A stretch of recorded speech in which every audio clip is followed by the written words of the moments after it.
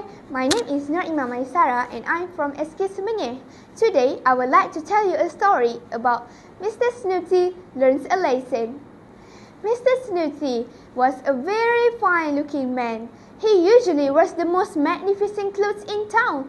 No one ever had clothes as smart or fashionable as his. His shoes were always clean and shining. His top hat were always placed at quite the correct angle of his head. One thing that he could be lacking was his behavior. He was always very boastful and rude to people. He thought he was better than anyone else in Hollow Hill. His neighbors found it so difficult to talk to him. It was because he made them feel quite bad about themselves. "I can't bear to speak to him," said Mrs. Ginger to Mrs. Hop when they bumped at each other in the baker's shop. Mrs. Hop agreed with Mrs. Ginger. They talked too much about Mr. Snooty. They almost forgot to buy their bread. The men of Hollow Hill were just as disgruntled with Mr. Snooty. It was because he would not say hello nor smile to them when they passed him by the streets.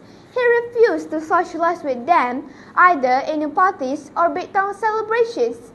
Therefore, he never had any real friend to talk to. It was really quite sad. The townfolk decided they were not going to bother about him anymore.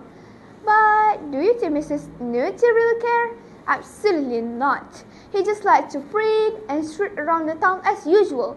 He was the richest and the best dressed in town. Why did he need anyone to like him? One day, he strode around the town as usual.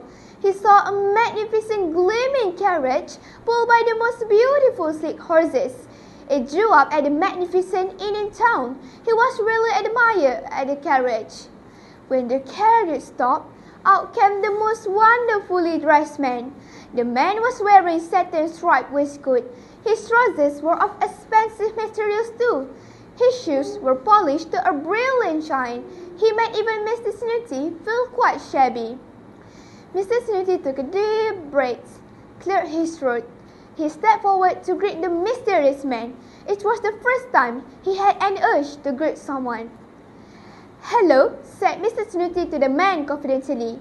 "You are new in our town, aren't you? Let me be the first person to welcome you to Hollow Hill. I'm Mr. Snooty." The man looked at him up and down. He did not like to be greeted by strangers. One of his coachmen whispered something to his ears. Mr. Snooty did not hear what was said. The man looked at him and laughed. Then he walked away. Mr. Snooty watched after them, drop-jaw in astonishment. He was really taken aback. No one had ever been rude to him before. Mr. Snooty sniffed. "Oh well, this man isn't worthy of my friendship," he thought. But deep inside, he still wanted to know more about that grand man. Out came nowhere, Mr. Cripps, the baker, came running down. He almost knocked Mr. Snooty. He quickly ran toward the man. "Horace!" called Mr. Cripps. "I'm truly sorry that I'm late." The man turned around. He put a broad smile across his face. He surged forward and gave Mr. Cripps a big bear hug. Mr. Snooty watched after them. He was totally shocked. He could not believe Mr. Cripps, the one who he always thought the most unstylish man in Hollow Hill, have a good friend as grand as this Horace person. Surely, if anyone deserved to be Horace's friend, it was him. He quickly went to the bakery. It was a place that he knew people often gathered to gossip. He really wanted to find out more about Horace. Suddenly, he saw his neighbors, Mrs. Ginger and Mrs. Hop, in the queue. He thought they were talking about Horace, so he pretended to join the queue and stood closely to them. "Did you hear Mr. Cripps' cousin, Horace, is in town?" asked Mrs. Hop. "Oh yes," exclaimed Mrs. Ginger. She told Mrs. Hop that Horace had a plan to settle down in Hollow Hill. He was going to build a big, beautiful hotel in the town. Mr. Snooty did not hear what was said. He was totally shocked. How could that be?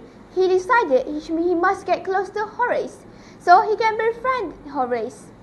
Over the next few days, he tried his best to bump at Horace. But every time Horace stepped out, someone else from Hollow Hill would just accompany him. He felt really frustrated. Mr. Snooty did not give up. He tried his best to bump at Horace, but he still did not have a chance to do so. It became obvious that Horace was trying hard to avoid him.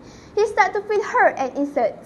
One day, he saw people busy pitching up tent in the town. He asked one of the workers about it. He was told that Horace was throwing a party. He invited all the important persons except Mr. Snooty. He was flabbergasted. He waited and waited, but no invitation card arrived. He began to feel more and more annoyed. "No one liked me because I treat everyone badly," he said to himself. That night, he thought he was going to bed early. Suddenly, he heard a knock on the door. When he opened it, he saw Mr. Crips. He was holding an invitation card. Mr. Snooty's jaw dropped. He slowly took the card. Suddenly, he was overcome with a mixture of good, relief, and joy. He asked for an apology to Mrs. Hawk for being rude all of the while. Mr. Crips gave him a big bear hug. To the tremendous surprise of people in Hollow Hill, Mr. Snooty became very friendly and polite from that day onward. He promised to turn over a new leaf. He wanted to be a better person. The person of Hollow Hill really liked the new version of Mr. Snooty so much. That's all for me. Thank you.